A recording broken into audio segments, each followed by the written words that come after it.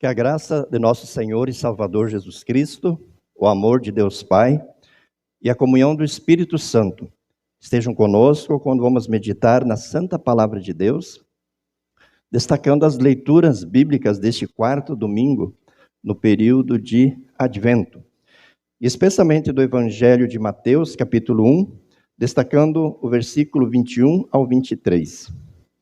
Ela dará à luz um filho e você porá nele o nome de Jesus, porque ele salvará o seu povo dos pecados deles. Ora, tudo isso aconteceu para se cumprir o que foi dito pelo Senhor por meio do profeta. Eis que a virgem conceberá e dará à luz um filho, e ele será chamado pelo nome de Emanuel. Emanuel significa Deus conosco. Jesus disse que quem é de Deus ouve a palavra de Deus.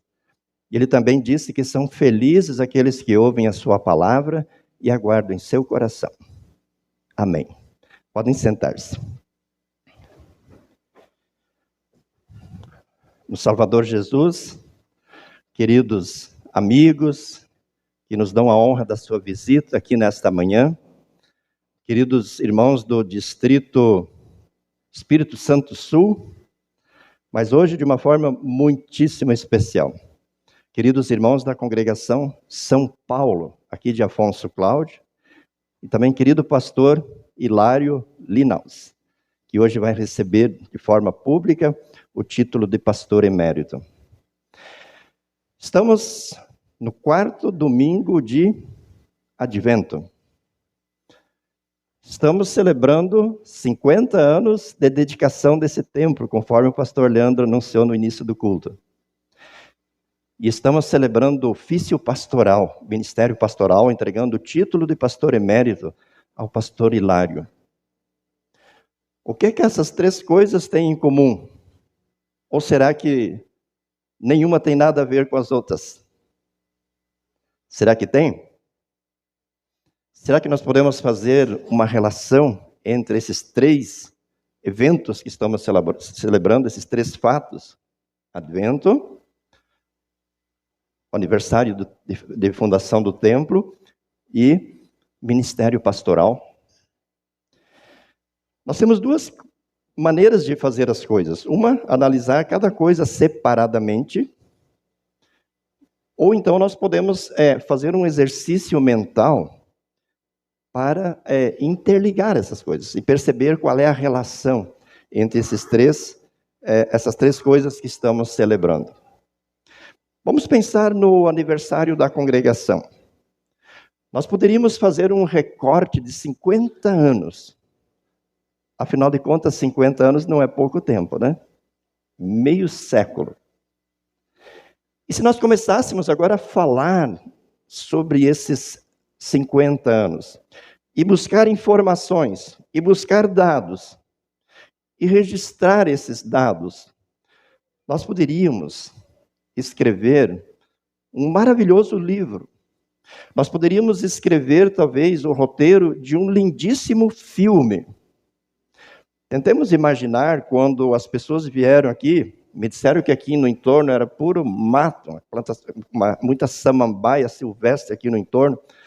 Imagina as pessoas olhando para esse terreno e perguntando, dá para construir um templo aqui? Como é que vai ser a fundação desse templo? Fiquei sabendo ontem que trouxeram um presidente da IELB aqui, o presidente Heimitz. E ele deu uma olhada para esse barranco aqui e falou assim, aqui não dá para construir um templo, não. E virou as costas e foi embora, dizendo que aqui não era possível construir um templo. Talvez outros pensaram isso também. Aqui construir um templo? Neste lugar? Mas a gente poderia destacar aquelas pessoas que olharam aqui com fé e esperança e disseram, sim, aqui dá para construir um templo.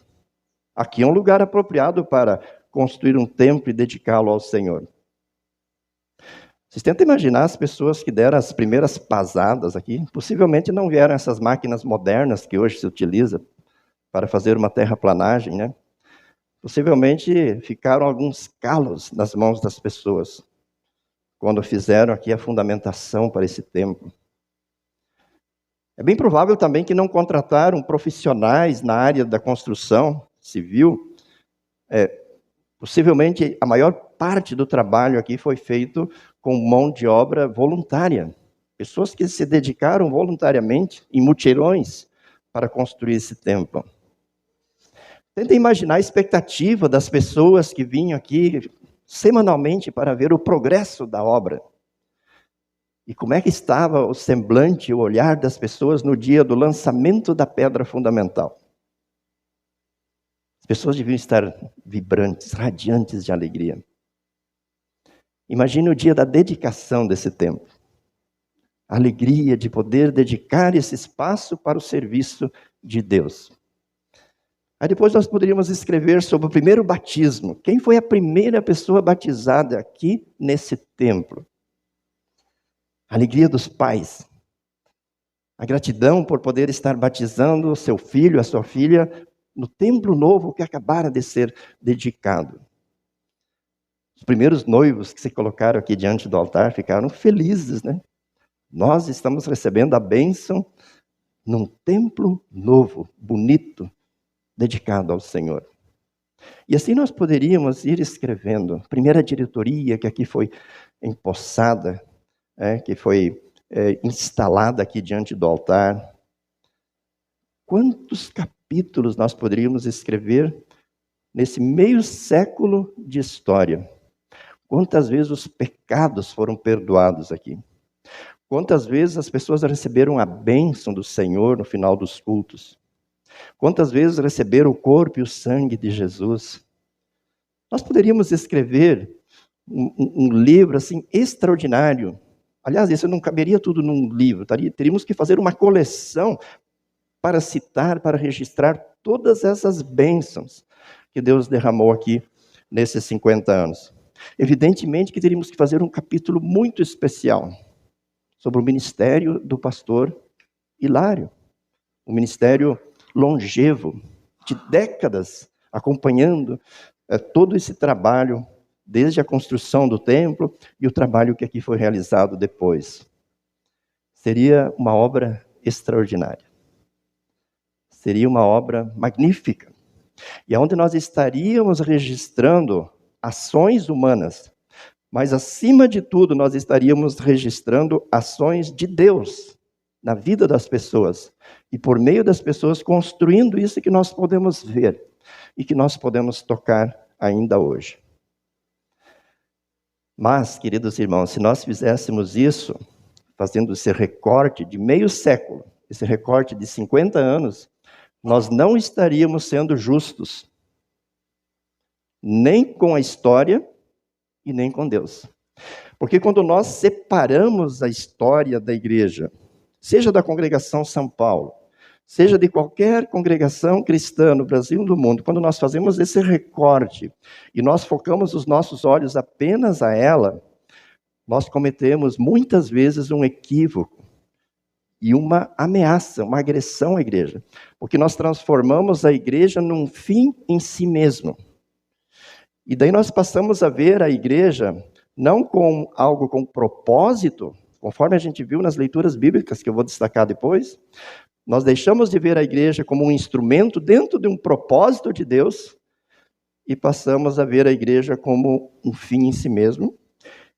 E aí, se nós abandonamos o propósito, muitas vezes nós deixamos de lado a vontade de Deus e colocamos a nossa vontade no centro. E aí essa história bonita, que é para ser uma história de bênçãos, muitas vezes ela se torna uma história de sofrimentos, de intriga, de discórdia, de desunião. E ao invés de ser uma história de salvação na vida de muitas pessoas, às vezes ela se torna, inclusive, objeto de tropeço, de escândalo, de afastamento de Deus, de destruição e de morte eterna. Por isso nós temos que ter esse cuidado quando nós falamos das coisas de Deus, sempre entendê-las não dentro do nosso ponto de vista, não dentro da nossa perspectiva, mas dentro da perspectiva de Deus. A leitura do Antigo Testamento, que foi lida hoje, de Isaías, nos mostra que Acaz era o rei. E o povo de Israel estava sendo ameaçado pelas nações vizinhas. O rei queria fazer alianças com outros reis para fortalecer o seu exército para enfrentar o inimigo. Veja, ele estava olhando as coisas da sua perspectiva. Deus, através do profeta Isaías, estava dizendo: não faça aliança com os povos vizinhos, confie no Senhor.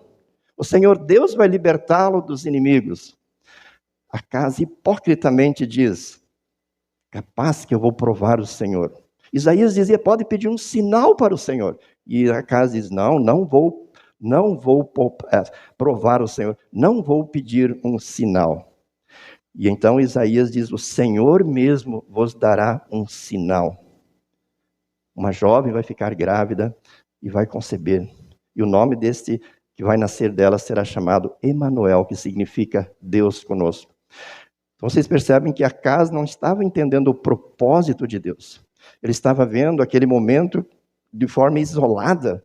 E ele achava que ele tinha que resolver a situação buscando apoio das outras nações. E o profeta Isaías o liga com o Emanuel, coloca ele dentro do propósito, do plano de Deus. E mostra para ele, Acaz, que ele não era um fim em si mesmo, que o seu reino não era um fim em si mesmo, mas ele era apenas um meio, um instrumento para aquilo que Deus queria realizar, que era a vinda do Emanuel, o Salvador.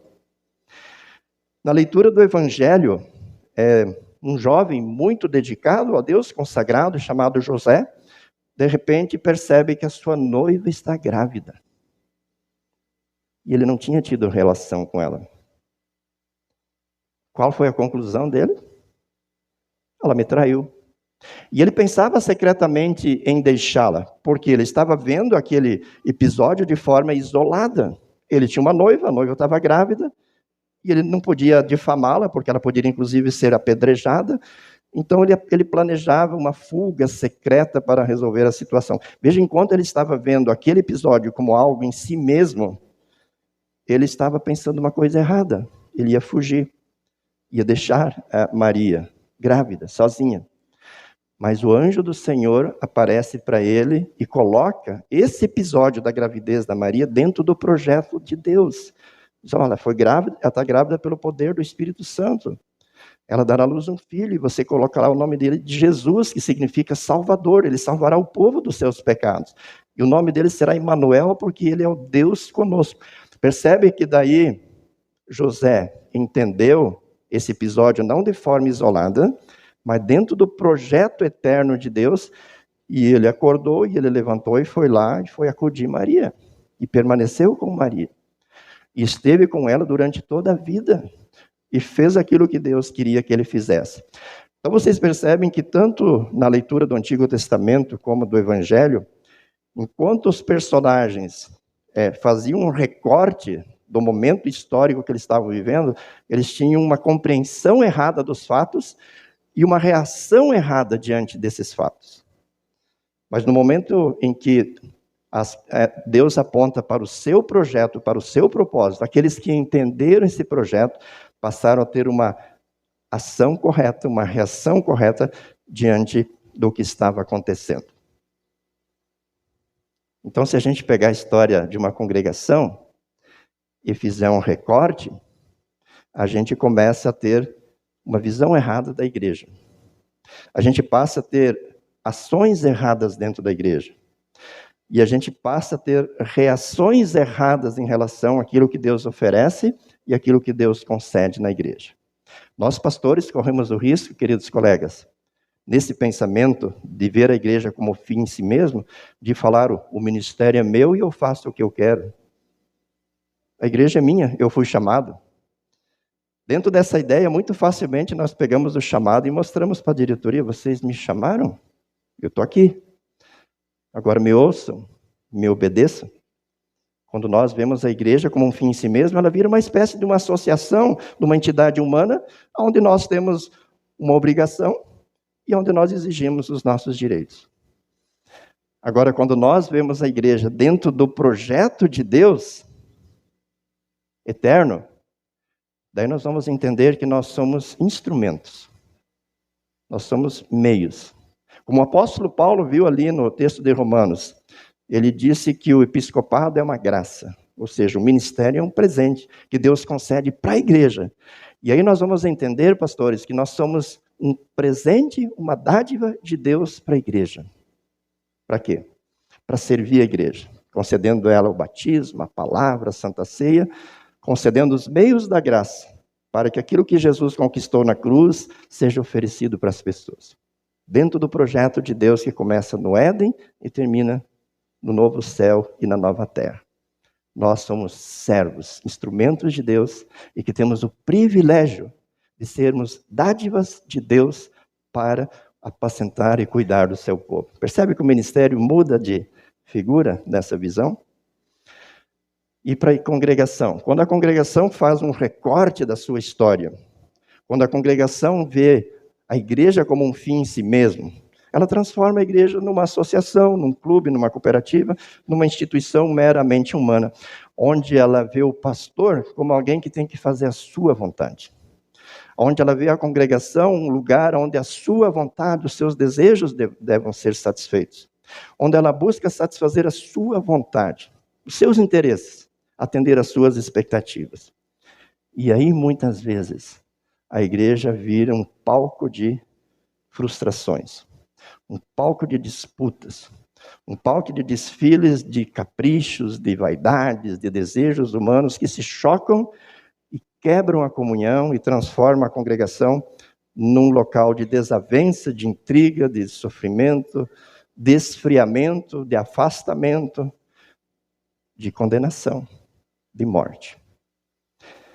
Mas quando a igreja, a congregação, vê a sua congregação e a história da congregação dentro do plano de Deus, que começa no Éden e termina no céu, ela vai ver aqui um lugar de bênção, um lugar onde Deus acolhe, um lugar onde Deus se faz presente, um lugar onde Deus oferece para cada um individualmente aquilo que Jesus conquistou na cruz para todos.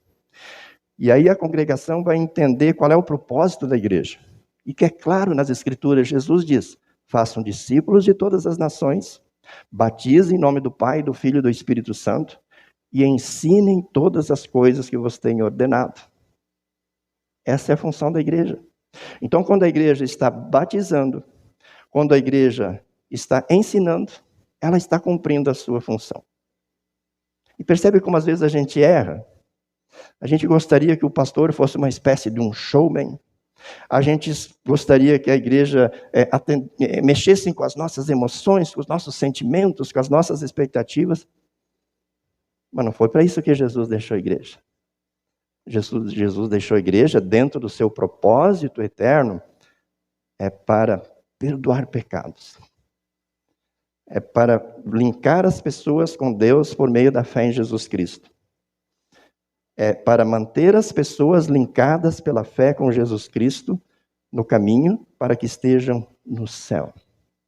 Para que estejam na eternidade no céu e não no inferno. Vocês percebem, queridos irmãos, que como é importante nós colocarmos a história da igreja dentro da história do plano de Deus e não fazer esse recorte? Então agora eu quero convidá-los para fazer um exercício mental e relembrarmos essa história de Deus. Para nós compreendermos o significado desses 50 anos da congregação São Paulo. Para entendermos o significado do ministério do pastor Hilário, do ministério de todos os pastores, do ministério de Cristo que ele deixa com a igreja, precisamos fazer esse exercício. Vamos voltar lá no início. Pensem comigo quando Deus criou todas as coisas. No princípio criou Deus os céus e a terra. Está tão claro lá nas Escrituras, né? E a gente percebe Deus criando durante 6 dias. E Deus não tinha ferramenta e Deus não tinha matéria-prima. Quem fez esse púlpito aqui, ele o construiu utilizando matéria-prima e ferramentas. E fez esse púlpito maravilhoso. Deus não tinha matéria-prima. Deus não tinha ferramentas. Então, como é que ele criou? Ele criou tudo pelo poder do verbo, pelo poder da palavra. Deus dava ordens e as coisas passavam a existir.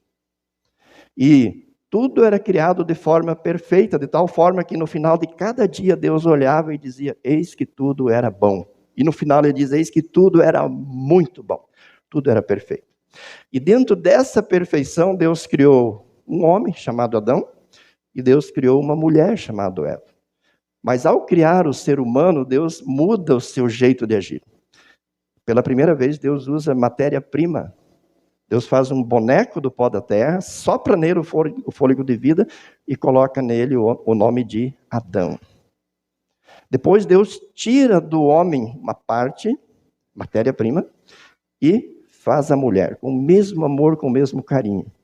Sopra nela o fôlego de vida e dá para ela o nome de Eva. Antes de criar Adão e Eva, acontece uma reunião dentro da Trindade. Deus dizendo assim, façamos o ser humano a nossa imagem e semelhança. Somente o homem e a mulher, somente o ser humano foi criado à imagem e semelhança de Deus. Ou seja, Deus deu para o ser humano a sua santidade, a sua justiça, a sua pureza. O ser humano tinha pleno conhecimento de Deus. E Deus deu para o ser humano aquilo que é próprio dele, a eternidade. Deus criou o ser humano para ser eterno. Plantou um jardim, colocou o homem ali, e dentro do jardim, não fora do jardim, Deus deu uma ordem, dizendo, sejam fecundos, multipliquem-se e encham a terra. Ou seja, o desejo de Deus era que todas as pessoas, eu e você, todos nós nascêssemos com a imagem dele, sendo santos, justos, perfeitos, tendo pleno conhecimento dele, convivendo com ele diariamente e sendo eternos. Esse era o projeto de Deus. Mas o amor de Deus por nós, seres humanos, é tão grande que ele decidiu dar para o ser humano algo chamado livre-arbítrio. Deus não queria que o ser humano permanecesse com ele por não ter outra alternativa. Deus queria que o ser humano permanecesse com ele de vontade livre e alegre, espontaneamente. Para isso, Deus colocou dentro do jardim, no meio do jardim, uma árvore, chamada árvore do conhecimento do bem e do mal. E Deus disse, você não deve comer dessa árvore, porque no dia que você comer dela, você vai morrer. Estava ali a possibilidade de praticar o livre-arbítrio. Quisesse ficar com Deus, bastava não comer do fruto da árvore. Agora, se quisesse sair, então deveria comer. E eles comeram. A gente sabe que eles comeram. Gênesis 3 relata isso. Agora, de novo, quero destacar o amor de Deus para conosco. Antes desse episódio, um anjo chamado Lúcifer, que era o anjo da luz, que convivia com Deus no céu, se revoltou contra Deus. Ele quis ser igual a Deus, também usou mal o seu livre-arbítrio. E com ele, uma legião de anjos se revoltou contra Deus. E foi ele que foi expulso da presença de Deus, junto com seus apoiadores. E para os anjos, escutem bem, irmãos, para os anjos, Deus não providenciou salvação. Deus não providenciou nenhuma possibilidade de retorno. Deus decretou a condenação eterna deles, dizendo, o lago de fogo e enxofre será o lugar de vocês para todos sempre. E foi esse ser, chamado Lúcifer, que na serpente tentou Adão e Eva. Na serpente enganou Adão e Eva e os seduziu a comer do fruto da árvore do conhecimento do bem e do mal. Agora ouçam bem, irmãos. Para os anjos, Deus não deu uma segunda chance. Para os anjos, Deus decretou a condenação. Não tem chance. Vocês estão condenados para todos sempre. Mas para o ser humano, que fez praticamente a mesma coisa, quis ser igual a Deus, quis colocar-se no lugar de Deus, antes de expulsar o ser humano do paraíso e fazer justiça, conforme ele tinha falado, Deus aponta para a serpente e diz, eu vou pôr inimizade entre você, que era o próprio diabo que ali estava, e a mulher, entre a sua descendência e o descendente da mulher.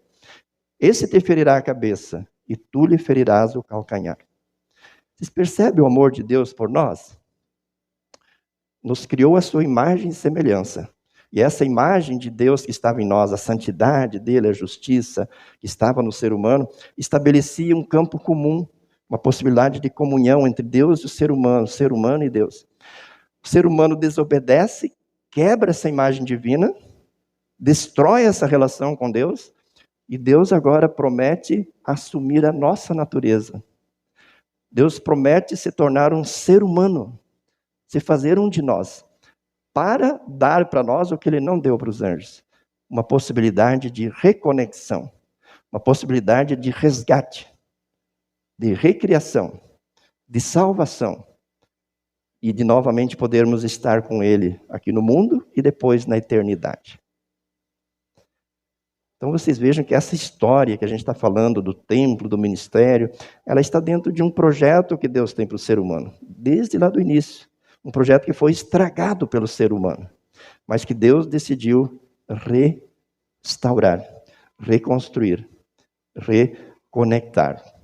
E aí nós percebemos ao longo da Bíblia, irmãos, Deus providenciando para que aquela promessa feita lá, apontando para a serpente, se cumprisse. Deus chama um homem chamado Adão, forma um povo. Quando fala do rei Acás, era um dos reis daquele povo. Um povo que Deus estava preparando para que dele nascesse o Salvador. Para que no ventre de uma mulher daquele povo, o verbo presente na criação se tornasse carne, se tornasse um ser humano. Quando nós olhamos para o Evangelho de João, no capítulo 1, João vai dizer assim, que tudo que Deus criou, não foi criado com matéria-prima, mas foi criado por meio do verbo, pelo poder da palavra de Deus. E no versículo 14 ele diz, e o verbo se fez carne, e habitou entre nós, cheio de graça e de verdade. E vimos a sua glória, glória como do unigênito do Pai. Então você percebe que uma vez que a imagem divina que estava no ser humano foi criada, e o ser humano foi expulso da presença de Deus e se tornou mortal, agora Deus amorosamente vem ao encontro do ser humano, e o advento significa isso, Deus que vem e cria um novo campo comum, cria uma nova forma de se relacionar conosco. Não mais na santidade dele que está no ser humano, mas no fato dele assumir a nossa natureza humana. Em Jesus, Deus se faz homem. Jesus é homem-Deus, Deus-homem. E nele, então, há novamente a possibilidade de comunhão com Deus, de perdão e de salvação. Jesus veio, como diz o apóstolo Paulo, na plenitude do tempo, no tempo certo, cumpriu a lei que nós jamais conseguimos cumprir e realizou a obra perfeita. Aquilo que eu e você deveríamos sofrer no inferno, junto com Lúcifer e seus anjos, Jesus sofreu na cruz, pregado na cruz ao longo de 6 horas. O desamparo eterno que nós deveríamos sofrer no inferno, ele sofreu, tanto que ele disse, Deus meu, por que me desamparaste? A pior dor que alguém pode sentir é a dor de ser desamparado por Deus. E Jesus, ali na cruz, viu seu Pai virando as costas, porque ele estava em nosso lugar, desamparado. E ali ele satisfez a justiça de Deus, plenamente.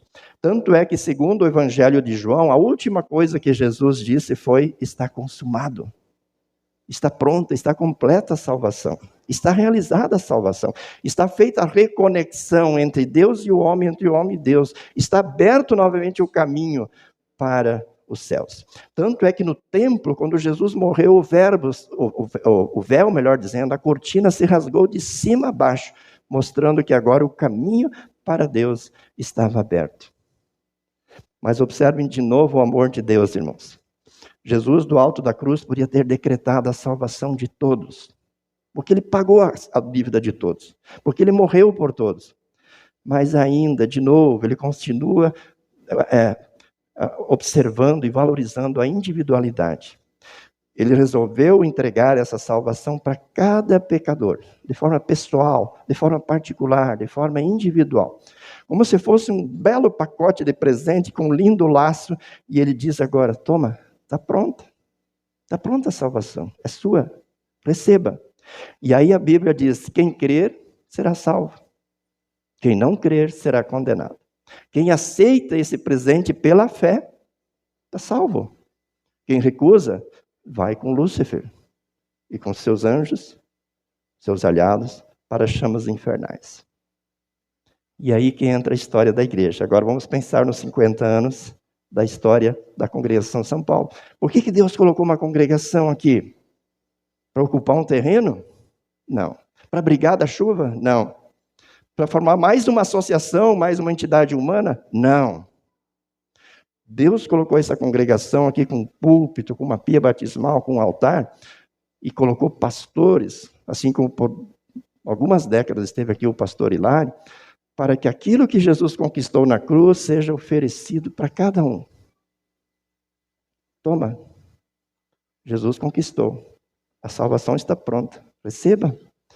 O perdão está conquistado. Reconheça seus pecados e confia no perdão. E viva agora em comunhão com Cristo e com seu povo e caminha nesse caminho em direção aos céus. Vocês percebem que quando a gente coloca a história da igreja dentro dessa visão macro, do propósito de Deus, a gente percebe como é magnífica, como é grande, como é preciosa, como é extraordinária a história dessa congregação e de todas as congregações cristãs. E aí nós vemos, queridos pastores, como o apóstolo Paulo estava dizendo que se alguém deseja o episcopado, excelente obra almeja. Coloca o ministério como o ofício por excelência, porque por meio de nós, aquilo que Jesus conquistou para todos é oferecido para cada um, individualmente, pessoalmente. E aí o que Jesus quer com isso? Nos manter com Ele em comunhão e nos conduzir sob a cruz. Jesus não prometeu vida fácil, sob a cruz, num caminho estreito, difícil, para junto de si, nos céus. Para aquele lugar, não o mesmo paraíso que Adão e Eva perderam, mas para um novo céu e uma nova terra que Jesus foi preparar. Para que Deus então esteja com os seus para todo o sempre. E lá não haverá mais a árvore do conhecimento do bem e do mal. E lá não haverá mais livre-arbítrio. Lá estaremos para sempre com o Senhor, eternamente. E às vezes a gente não consegue entender isso, irmãos. Às vezes a gente coloca esse para sempre em choque ou em xeque por umas bobagens tão pequenas, né? Eu quero compartilhar com vocês algo que compartilhei ontem. Eu li certa vez e essa ilustração foi atribuída a Lutero. Lutero, querendo fazer as pessoas entenderem o que é essa eternidade que Jesus tem preparado para nós, ele disse assim: a eternidade é como se uma pombinha saísse de um lado do oceano, sobrevoasse o oceano, e pegasse um grãozinho de areia e trouxesse para o outro lado. 1000 anos depois, a pombinha ia sobrevoar de novo o oceano e pegar mais um grãozinho de areia e trazer para cá.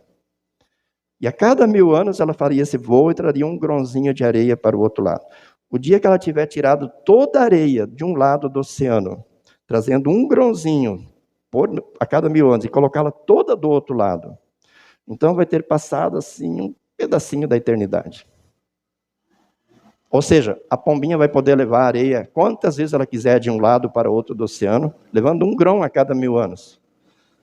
Porque terá eternidade pela frente. Vocês percebem, queridos irmãos, por que Deus deixa a congregação? Não é para a gente sentir uma hora de alívio, de regozijo, uma vez por semana. Não é para a gente sentar aqui e ouvir um pastor dizendo aquilo que a gente gostaria de ouvir. Não é para a gente satisfazer o ego e cantar aquilo que a gente gosta e exigir a liturgia que a gente quer. Não é para isso.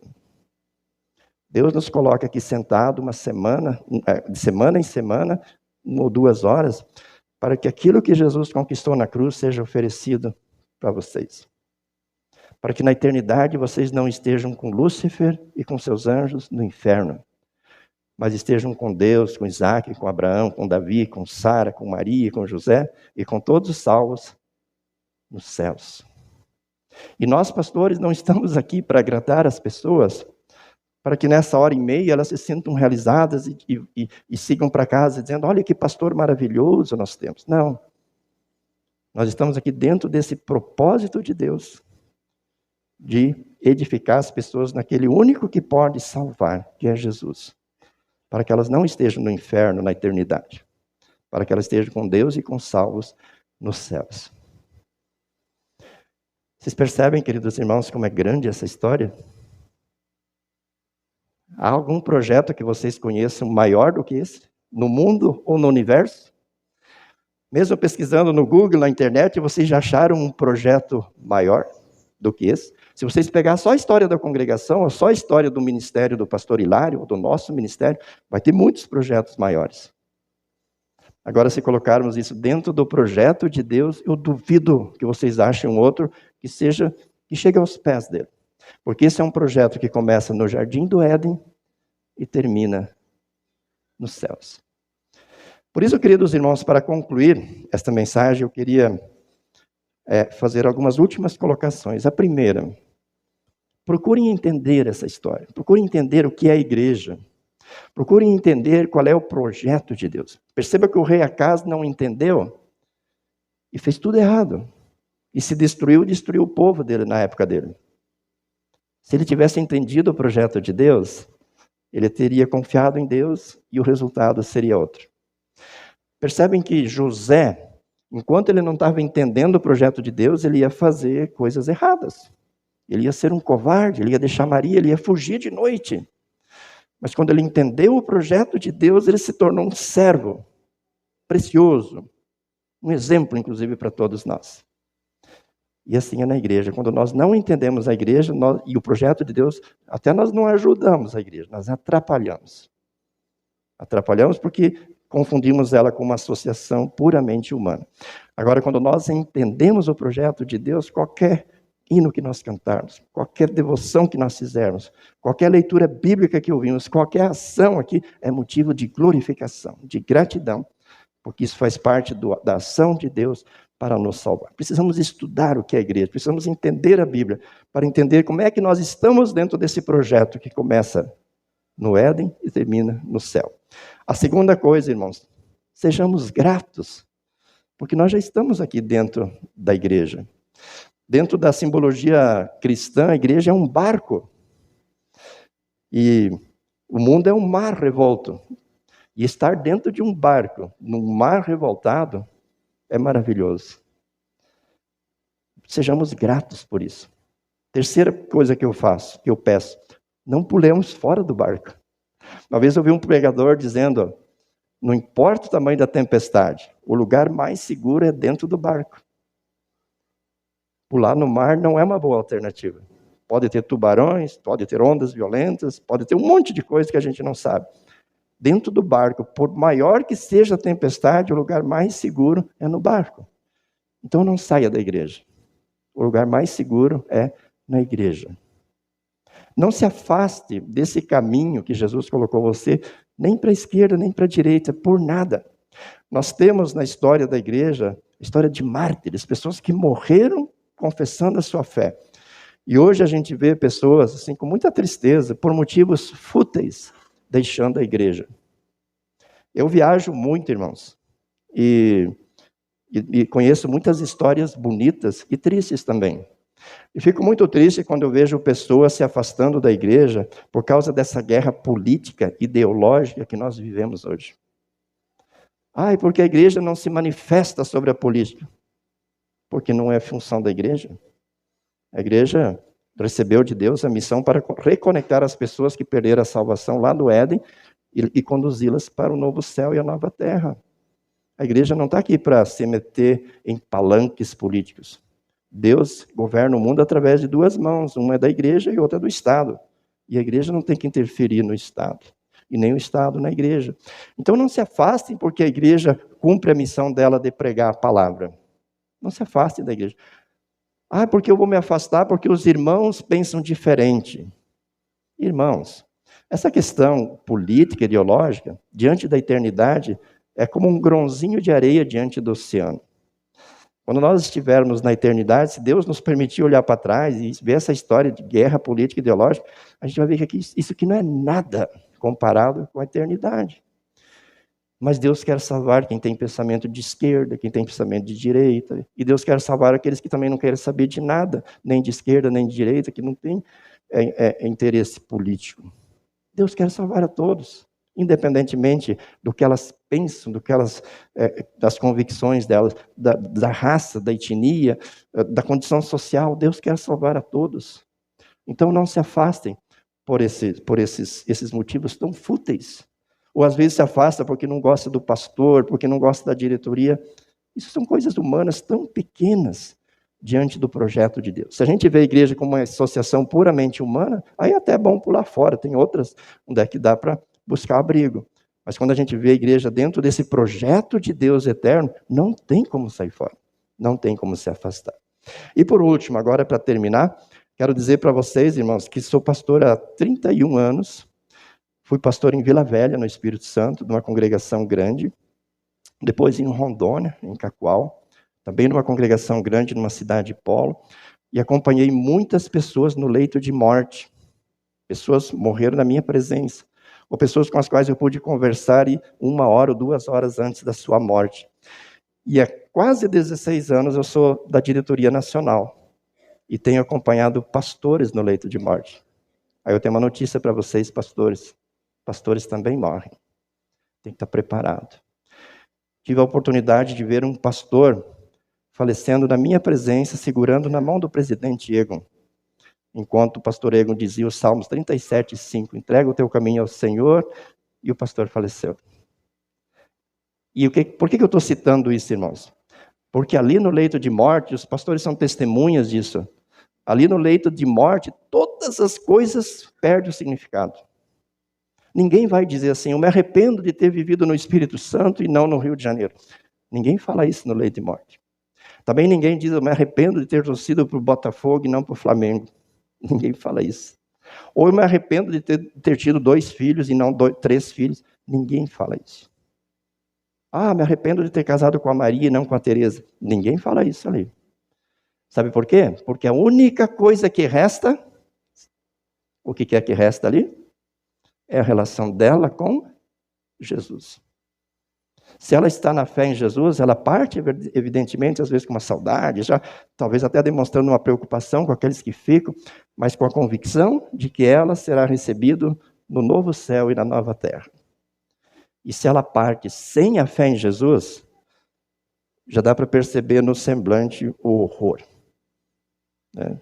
O espanto com aquilo que está preparado para ela ali na frente, que é o lago de fogo e enxofre com Lúcifer e com seus aliados, e com todos os condenados. Então, irmãos, valorize essa história da igreja, da congregação São Paulo, do ministério pastoral, dentro desse projeto eterno de Deus, mas valorizem hoje, amanhã, depois de amanhã. Não deixe para valorizar isso no leito de morte. Vocês já foram agraciados, vocês já foram alcançados, vocês já foram trazidos para a comunhão. Permaneçam nessa comunhão. E dediquem todo o esforço para trazer as outras pessoas para estarem conosco, com vocês e caminharem juntos, para que no final nós possamos ouvir aquela que é a palavra mais bonita que alguém pode ouvir. Quando passar pelo vale da sombra da morte, do outro lado ver Jesus dizendo, venha bendito de meu Pai, tome posse do reino que está preparado para você desde a fundação do mundo. Aí essa história, ela vai ter o seu fim alcançado. Aí Deus vai ter alcançado o seu propósito com você. Deus colocou você na congregação São Paulo, não para que você faça parte apenas da congregação São Paulo. A congregação São Paulo é um meio. Deus colocou pastores como instrumentos, não porque Deus quer apenas que você fique aqui. Deus quer que você ouça essas palavras. Tome posse do reino que está preparado para você desde a fundação do mundo. Isso se concretize na sua vida. E que a congregação São Paulo continue sendo um instrumento para que isso se concretize na vida de muitas pessoas. Para a glória de Deus e para a alegria eterna de todos os salvos. Amém. Fiquemos de pé. E a paz de Deus, que excede todo humano entendimento, guardará os nossos corações e as nossas mentes em Cristo Jesus para a vida eterna. Amém.